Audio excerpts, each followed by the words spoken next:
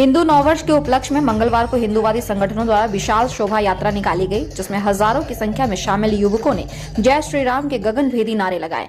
विश्व हिंदू परिषद धर्म प्रसार जिला अध्यक्ष डॉक्टर JN दास के नेतृत्व में आदित्यपुर RIT मोड़ मुख्य सड़क से विशाल शोभा यात्रा निकाली गई, जिसमें भगवा झंडा लिए हजारों की संख्या में युवक शामिल हुए।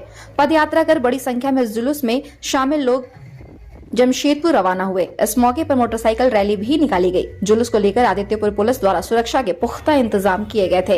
इधर आदित्यपुर फुटबॉल मैदान में भी कई हिंदूवादी संगठनों का जुटान हुआ, जहां से जुलूस की शक्ल में रैली निकाली गई, जो जमशेदपुर शहर की ओर रवाना हुआ।